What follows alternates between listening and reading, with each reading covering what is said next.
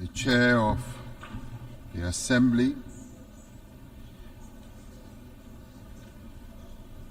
we take this opportunity to thank the United Nations Assembly to give us a chance to speak. 30 years ago, South Africa was born as a new nation, equal, united, and free from apartheid. We adopted a new constitution as the birth certificate of our new nation. Our first democratic elections brought the tyranny of apartheid to an end, a system that this General Assembly had declared to be a crime against humanity.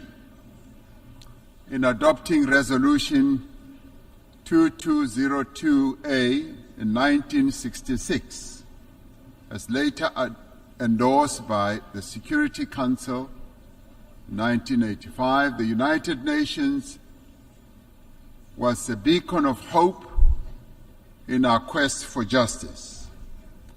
The great wave of solidarity of the peoples of the world, led by the United Nations, turned the tide against apartheid. Today, democracy flourishes in South Africa. We have a progressive constitution, an entrenched human rights culture, and strong institutions. We have laws to advance equality and programs to protect society's most marginalized and vulnerable. We continue to transform our economy so that it is in a more competitive position to create jobs, to attract more investment, and that it should benefit all. South Africa is a party to global treaties on human rights, gender equality, children's rights, refugee protection, and environmental protection. A few days ago, South Africa also endorsed the pact that charts the course for a better future for global governance and towards the attainment of the Sustainable Development Goals. As signatory to the Paris Agreement, we are contributing our fair share towards the global effort and have a just energy transition plan to guide our carbon journey and climate resilient development. Through the African Union, we are working to advance Agenda 2063. We're involved in mediation and conflict resolution across our continent and actively contribute to peacekeeping missions. Our political culture has evolved and it continues to mature. We have just held our 7th free and fair general elections since our democracy, paving the way for the formation of the Government of National Unity. 10 political parties have coalesced around a common agenda for economic growth, job creation, poverty eradication, and sustainable development. South Africa is in a new era, an era of great promise. In what some have called our second miracle, South Africans of all races have rallied behind the Government of National Unity. We are making headway in resolving some of our most pressing challenges. Our economy has started to improve, and investor confidence is on the rise. Our country's prospects look bright, and we look to the future with great hope. The South African story bears witness to the enduring role of the United Nations in global matters. In supporting our struggle, the United Nations affirmed the principles of the UN Charter, the fundamental human rights, the dignity and worth of every person, and the equal rights of nations, large and small. It affirmed the aspiration contained in the Universal Declaration of Rights that we should strive for a world free of barbarous acts that outrage the conscience of humankind. Genocide was declared to be a stain on the conscience of the world, and the world community took a stand against genocide. Apartheid was declared a crime against humanity and a stain on the conscience of the world. The United Nations took a stand against apartheid. These were seen as crimes against humanity then, and they continue to be crimes against humanity now.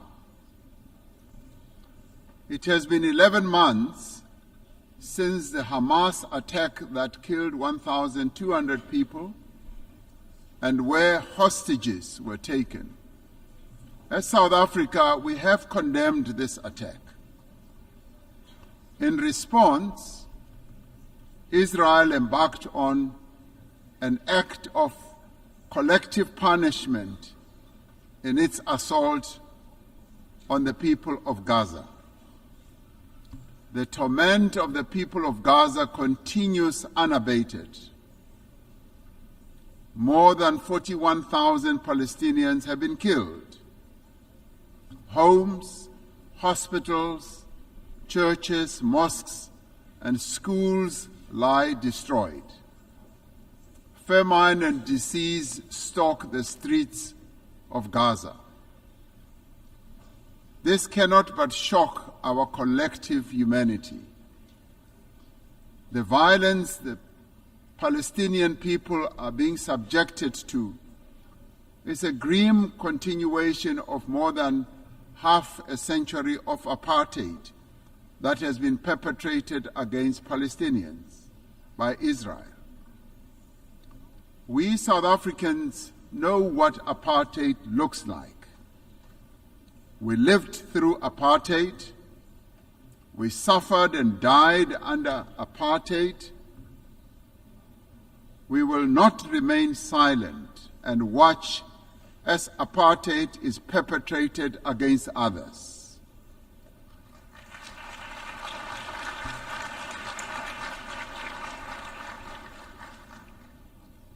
Through the United Nations and the instruments it wields, we must end the suffering that Palestinians are being subjected to.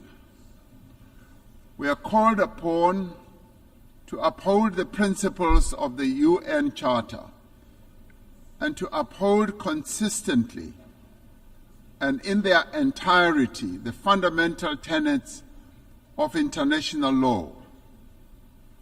International law cannot be applied selectively.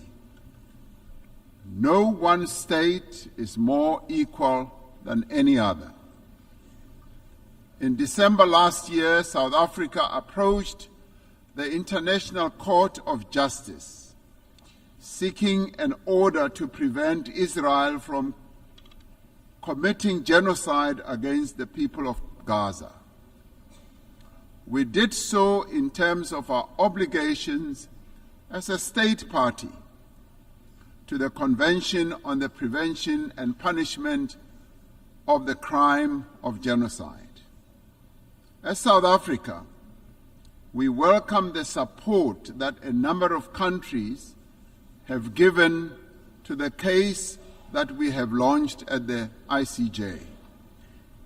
The ICJ's orders make it clear that there is a plausible case of genocide against the people of Gaza. They further make it clear that states must also act to prevent genocide by Israel and to ensure that they are not themselves party to the violation of the Genocide Convention by aiding or assisting in the commission of genocide. We reiterate our call for an immediate ceasefire and for the release of all hostages.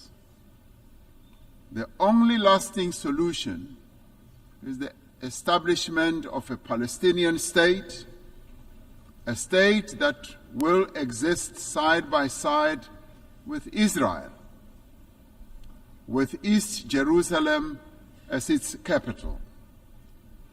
Our moral conscience further demands that we exert every effort to bring peace also to other countries, especially the eastern part of the Democratic Republic of the Congo, to Sudan, to Ukraine, and other parts of the African continent. We must realize the aspirations of the people of Western Sahara to self-determination. Achieving and maintaining peace and security requires the collective will of the community of nations gathered here. It requires that the UN Security Council should be a more representative body and inclusive. 78 years since its formation, the structure of the United Nations Security Council remains largely unchanged. Africa and its 1.4 billion people remain excluded from its key decision-making structures. This cannot continue. The Security Council has not fulfilled its mandate to maintain international peace and security. The UN Security Council must be referred as a matter of agency.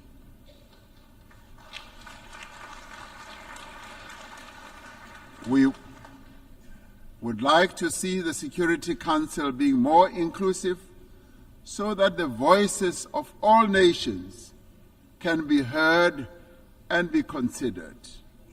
It cannot remain an exclusive club of just 5 nations to the exclusion of the many nations in the world.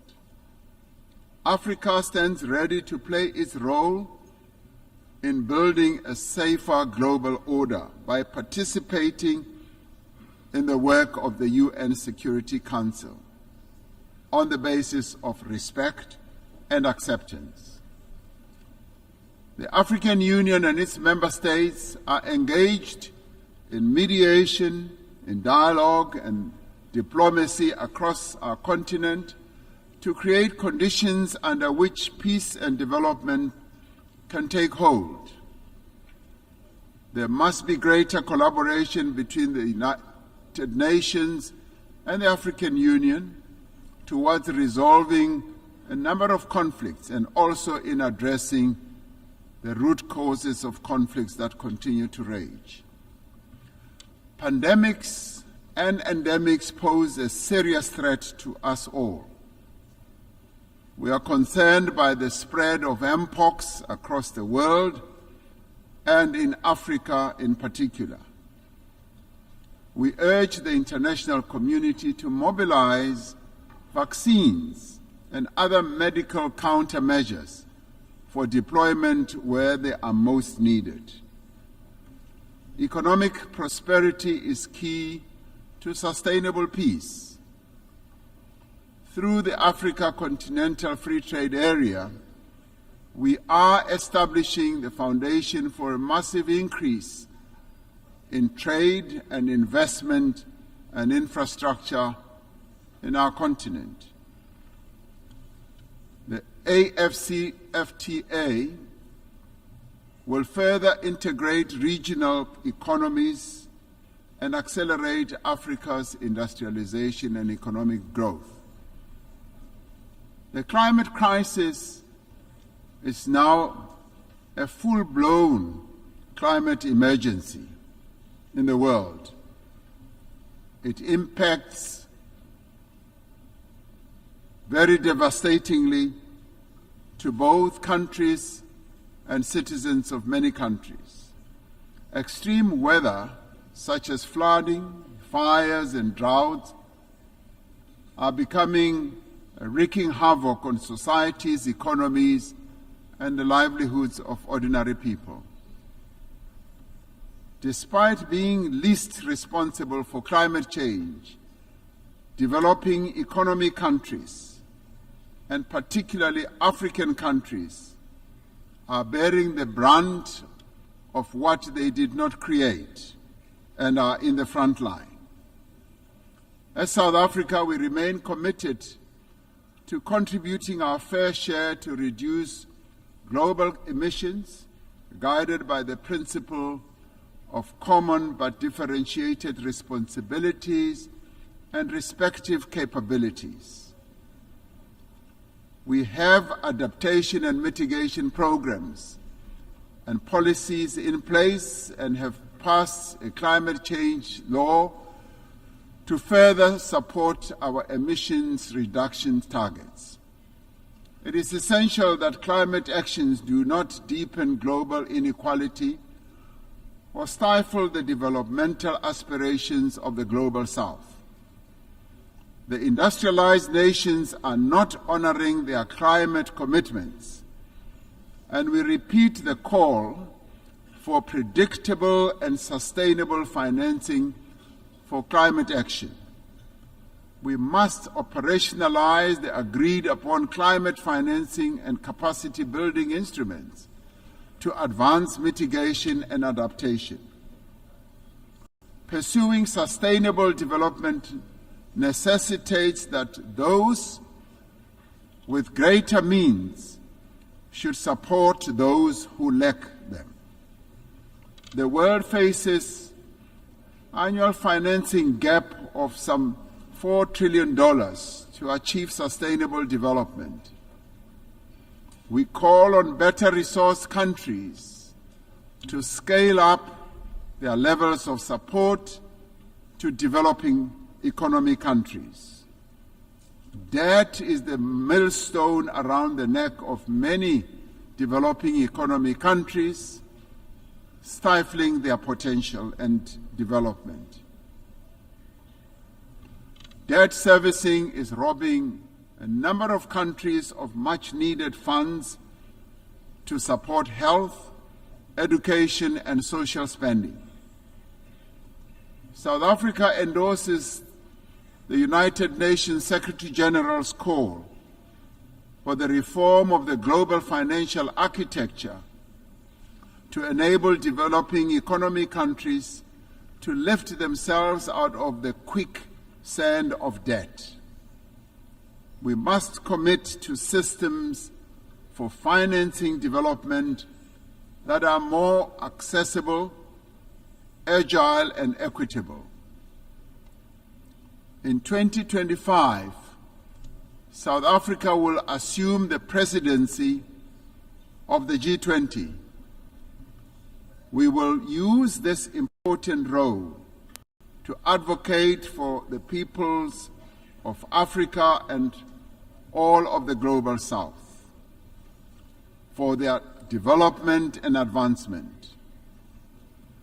South Africa welcomes the adoption of the Pact for the Future and congratulate our sister country Namibia having ably steered the United Nations towards the adoption of the resolution in this regard.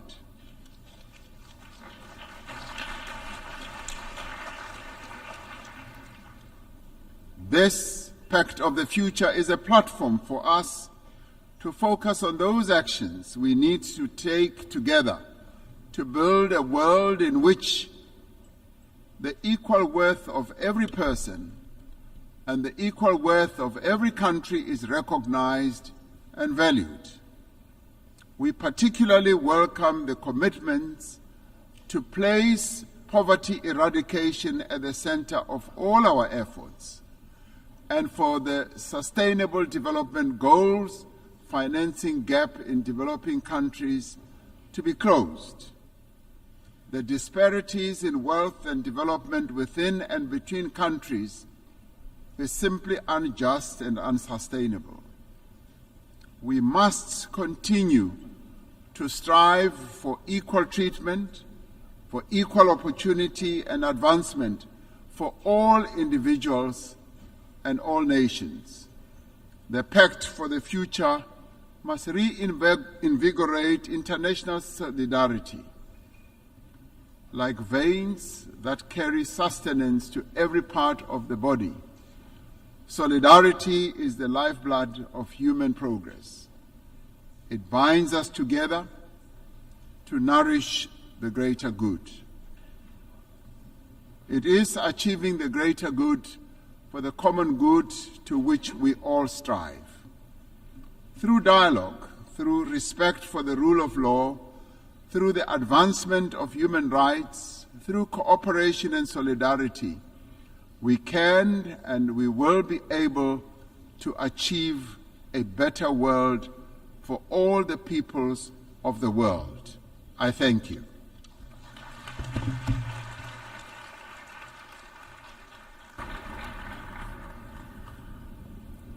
Agradezco en nombre de la On behalf of the Asamblea Assembly, al señor I wish to presidente de la thank the República President de of the Sudáfrica, Republic of South Africa. y a continuación The la Assembly Asamblea will escuchará now hear un discurso an del address excelentísimo by señor His Mohamed Excellency Muizu, Mohamed Muizu, Presidente President de la of the Republic de of Maldives. Pido a protocolo I que request acompañe a protocol su to excelencia, escort His Excellency a quien invito and a invite dirigirse him a la to Asamblea. address the Assembly.